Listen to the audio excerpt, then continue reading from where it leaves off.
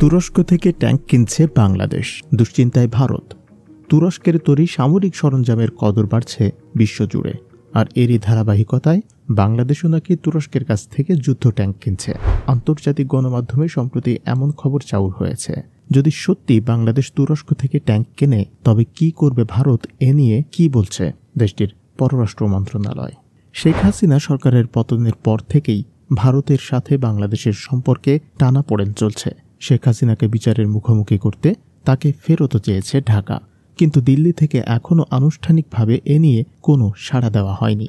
ভারতের দাবি, বাংলাদেশে অত্যাচারিত হচ্ছে সংখ্যালঘু হিন্দু সম্প্রদায়। তাছাড়া ইসকনের সাবেক নেতা চিন্ময় কৃষ্ণ দাসকে গ্রেফতার ও কারাবন্দী রাখা নিয়েও নাখোশ দেশটি। এমন পরিস্থিতির মধ্যেই এবার ভারতের গা জ্বালানোর মতো আরও একটি খবর চাউর হয়েছে, তাও আবার তাদেরই একাধিক গণমাধ্যমে। বিষয়টি নিয়ে লেখালেখি চলছে।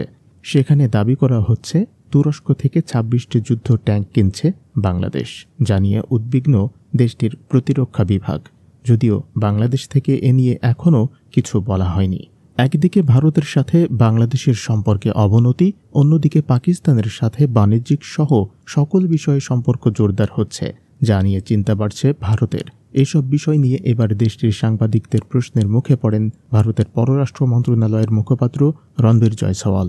তুরস্ক থেকে বাংলাদেশের ট্যাঙ্ক কেনার ইস্যুতে তিনি জানান, বিষয়টি নিয়ে বাংলাদেশের উপর নজর রাখছে ভারত। নিরাপত্তাজনিত সব বিষয়ের উপরই তাদের তীক্ষ্ণ নজর রয়েছে। প্রয়োজনে তারা পর্যাপ্ত ব্যবস্থা গ্রহণ করবে। হিন্দুস্তান টাইমসের এক প্রতিবেদনে এমনটি বলা হয়েছে। এদিকে ইসকনের সাবেক নেতা চিন্ময় কৃষ্ণ দাস ইস্যুতেও ঢাকাকে বার্তা পাঠিয়েছে। দিল্লি জানিয়েছে, রণবীর জয়সওয়াল বলেন, বাংলাদেশে যাদেরকে গ্রেপ্তার করা হয়েছে তারা যেন এর ন্যায্য বিচার পান, এটাই ভারতের মূল প্রত্যাশা।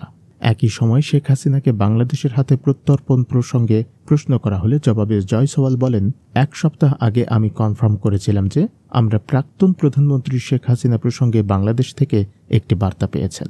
তারপর এ নিয়ে আমার আর কিছু যোগ করার নেই। জবাবদিহি ডেস্ক রিপোর্ট।